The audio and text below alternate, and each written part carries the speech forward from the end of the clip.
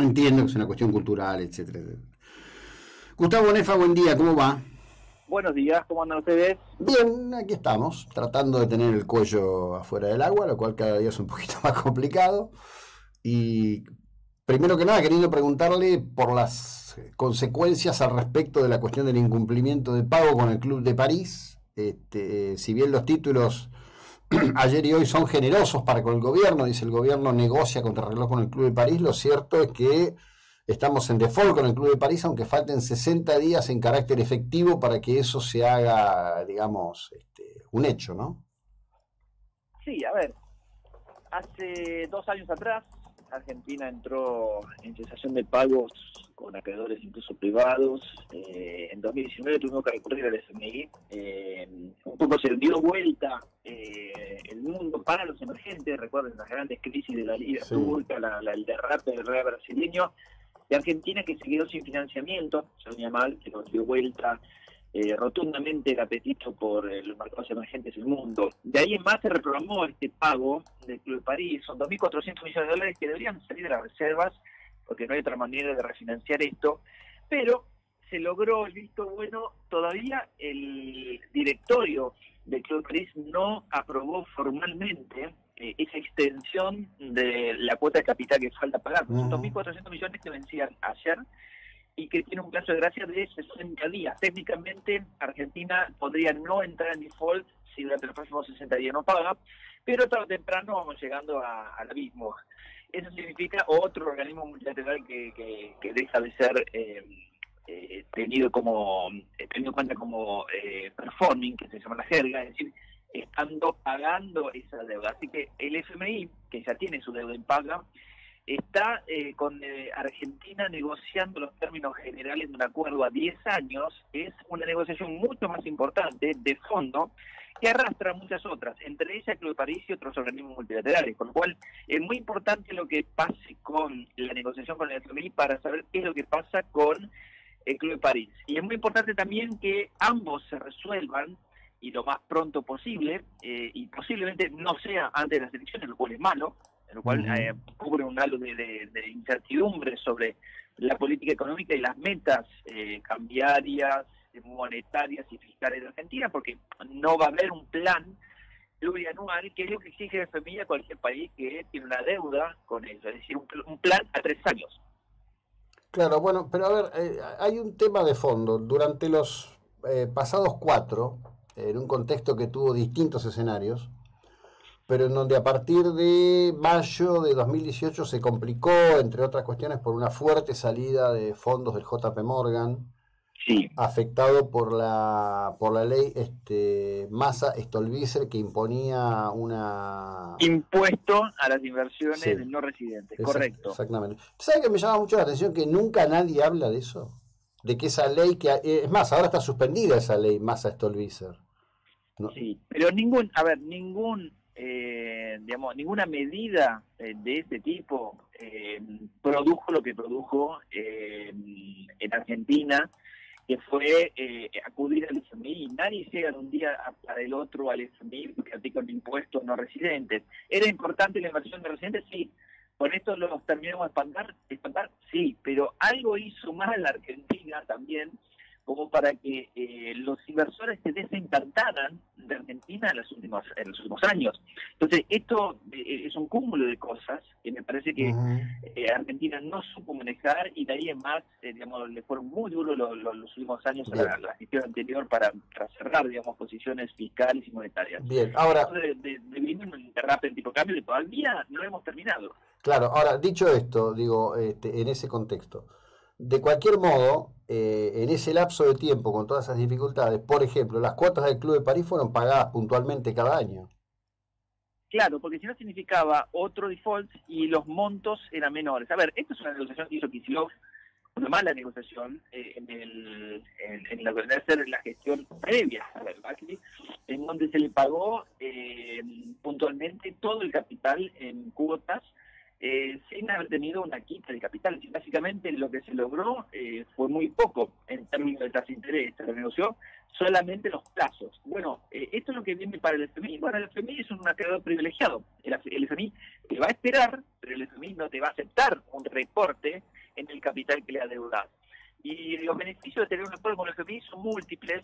Si quieren nos extendemos a este tema, pero en realidad es la base como para que inversores extranjeros tengan el respaldo de que hay misiones que vienen a mirar los números, el famoso artículo 4, y con un plan a 10 años tendremos visitas adicionales una vez por año al menos para revisar las cuentas de este plan plurianual. Se habla de un plan de 3 años, se habla de un plan con metas estrictas y en donde el FMI se va a meter en la cocina interna, cosa que el gobierno obviamente intenta por todos los medios de que cuanto menos se meta en la política interna y la política económica interna, mejor para eso. Pero bueno, vamos camino a eso, esto va a ser positivo para que los demás acreedores miren a la Argentina como alguien que está monitoreado. Es decir, esto no es una isla, acá hay alguien que está mirando, está poniendo sus narices como para mirar qué es lo que está pasando en materia de política económica en busca de algunas metas relativamente creíbles de los próximos 3 años y que el gobierno se va a comprometer a intentar cumplir. Obviamente que son todos presupuestos, son todas estimaciones que obviamente ponemos en un papel, es un proyecto hacia adelante de orden de las cuentas que en este momento es muy difícil de visionar también por los efectos de la pandemia. Claro. Lo último que supimos de las cuentas fiscales, que anduvieron bien este año, o sea, reduciéndose el déficit fiscal, pero es un déficit muy grande, es porque se aplicó un impuestazo a las grandes fortunas, y a su vez hubo un paro en el campo el año pasado que muchas de las liquidaciones ocurrieron durante el mes de enero y parte en febrero. Con lo cual, no tomemos el primer cuatrimestre como referencia, no tomemos los 5 primeros meses del día como referencia, porque lo que se viene es más duro. Además, que se ha anunciado la extensión del gasto fiscal en 1,3 puntos porcentuales de PBI, es mucha plata. Si este año el déficit primario va a ser de 1,6 billones, según el REM del Banco Central, bueno, a eso tenemos que sumarle 0,48, que es más o menos 2 billones en total, que es muy parecida a la cifra del déficit fiscal del año pasado, en medio de la pandemia, en la caída del PIB del 10%. Entonces, Argentina no tiene las cuentas fiscales ordenadas, y no solo eso, que ha sumado déficit fiscal anunciado en las últimas semanas. Claro. Ahora, en este contexto y con una inflación que está en promedio en el 4%, todos están diciendo que en mayo estarán en el 4%. La erosión de la capacidad de cada uno de nosotros es absolutamente notable, ni que hablar de lo que está pasando con las jubilaciones, ¿no? La pérdida de poder adquisitivo del salario, hace 4 años que el salario le viene perdiendo a la inflación terreno. Es decir, la pérdida de poder adquisitivo significa que los salarios suben menos que la inflación. De ahí también muchos gremios que quieran indexar las paritarias a la inflación, pero ahí entramos en una espiral bastante difícil en donde puede escalar a nivel estructural los términos de la inflación, pues se hace endémica, se hace estructural la inflación, y va a complicar muchísimo la tarea de Guzmán de querer volver a la normalidad con índices de inflación mucho más convergentes a lo que quería por lo menos mostrar este año, y lo puso en el presupuesto, es un 29%, que obviamente ni él se lo creyó que Argentina va a caminar un 29%. Logró atajar un poco el nivel de precio y sin embargo marzo fue horrible, 4,8, abril fue feo, muy feo, 4,1, los dos muy por encima del esperado, y tuvo que el gobierno recurrir a no más del 9% de suba de las tarifas de electricidad en el mes de abril, y se espera ahora la formalización de un 6% nada más de la tarifa de gas, que va a ser la única suba que van a tener esas empresas este año. Imagínate un cable de cobre, se duplicó, si vos querés hacer una inversión y el dólar te subió un 85% en los últimos 12 meses, el dólar real, el contado con liquidación o el blue, el que quieras tomar como referencia del valor de los productos que ingresan a Argentina. Bueno, esto va a ser complicado. Va a haber un periodo de desabastecimiento que se va a prolongar, pero además hay un periodo de no inversión que requiere de algunos alicientes. Por eso es tan importante este acuerdo con el FMI. Y como hay elecciones, y las van pateando un mes más todavía, recién para fin de año vamos a tener un panorama un poquito más claro. Y eso sí tomamos en cuenta que Club de París obviamente no da un waiver, es un perdón especial. Japón y Holanda son los más inflexibles, como para que podamos negociar primero con el FMI y ofrecerle un plan de pago a ellos. No es mucho, 2.400 millones de dólares para un país como la Argentina, no es mucho para pagar con las reservas. Sí, es mucho. Es lo que ha venido acumulando el Banco Central desde diciembre, y de a cuenta gota, como hormiguita, viene acumulando reservas y es muy positivo lo que está pasando en las reservas después de los cimbronazos que tuvimos en el sistema financiero, en las reservas internacionales, entre septiembre y octubre del año pasado. El problema es que los compromisos son tan grandes, son tan desafiantes, que en un solo pago se erosiona toda esa acumulación de reservas. Por eso es tan importante lograr el mejor acuerdo posible con el FMI para también extender otros acuerdos como el Club de París y otros tantos. Claro. Bueno, veremos qué es lo que ocurre. Lo que digo, y cierro con esto, en realidad la posición ideológica dominante del gobierno es no cerrar ningún acuerdo. Bueno, cuanto más tarde sea mejor. Si total, si no vamos a pagar. El problema es que es muy peligrosa esa actitud, porque nos pone en la medida de no querer negociar. Fíjate lo que está pasando en la provincia de Buenos Aires. Y si lo ha extendido por 16ª vez consecutiva.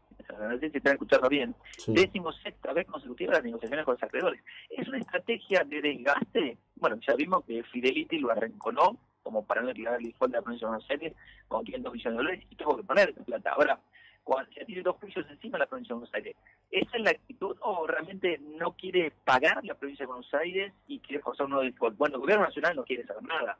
Le encomendó a las provincias, y ya el 90% de las provincias que tenían bonos lo hizo, pero la provincia de Buenos Aires, que se lleva casi la mitad de la deuda subsoberana provincial, aún no ha arreglado y mantiene nerviosos a los inversores internacionales. Entonces, no podemos pedir otros precios de los bonos, no podemos pedir que venga capital extranjero mientras estos temas estén dando vueltas y resueltos. Sí, sí, por supuesto. Gustavo, gracias, buena jornada, muy amable. De nada, buena jornada, hasta luego. Gustavo Nefa, economista, de esto estamos hablando.